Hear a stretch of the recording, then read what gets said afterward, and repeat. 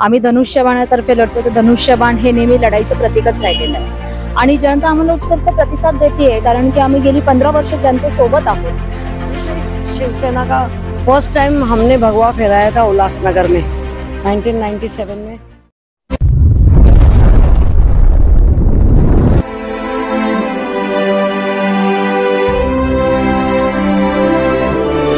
नमस्कार मित्रांनो, मी मनीषा अँकर आणि तुम्ही पाहतात की अंबरनाथमध्ये सध्या सार्वत्रिक निवडणुका सुरू आहेत।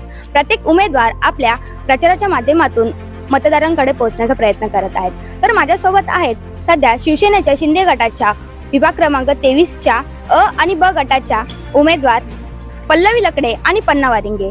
तर चला तर बघूया त्यांना कशा प्रकारे प्रतिसाद मिळत आहे। तर मॅडम, लढाई सुरू झाली आहे, तुमची तयारी कशा प्रकारे चालू आहे? बघा, शिवसेनेला कधी तयारीची गरज नाही पडली।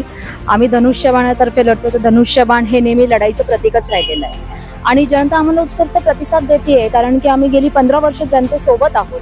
जनता आमच्या सोबत आहे हा आम्हाला दृढ विश्वास आहे। भारतीय जनता पक्षाचा आणि इतर पक्षांचा शहरामध्ये खूप मोठ्या प्रमाणात शक्ती प्रदर्शन चालू आहे, तर तुम्हाला दडपण तर नाही येते ना? अजिबात नाही, कारण की शिवसेनेला कधी शक्ती प्रदर्शनाची गरज पडलेली नाहीये आणि माझ्या मते शिवसेना आणि धनुष्यबाण ह्याच्यातच शक्ती आहे आणि ज्याप्रमाणे आम्ही नेहमीच म्हणतो आम्ही रणरागिणी आहोत, त्याप्रमाणेच आम्ही राणी लक्ष्मीबाई सारखे आम्ही नेहमी तयारच असतो। त्याच्यामुळे शक्ती प्रदर्शनाची आम्हाला काही गरज नाही। सध्या जनता तुम्हाला कशा प्रकारे दिसते? खूप चांगला रिस्पॉन्स आहे, कारण की जनतेमध्ये आम्ही गेली 20 वर्ष आहोत आणि जनता आमच्या सोबत आहेत, आम्ही जनतेच्या सोबत आहोत। त्याच्यामुळे मला पक्का विश्वास आहे की जनता यावेळेस आमच्या पाठीमागे खंबीरपणे उभी राहील। और हमेशा इस शिवसेना का फर्स्ट टाइम हमने भगवा फहराया था उल्लासनगर में 1997 में, तभी वो महानगर पालिका बनी थी। उसके बाद यहाँ पर मेरे हस्बैंड, मेरे देवर, मेरी देवरानी और 2015 में बिन विरोध आई मेरी देवरानी। वो वार्ड नंबर 56 था।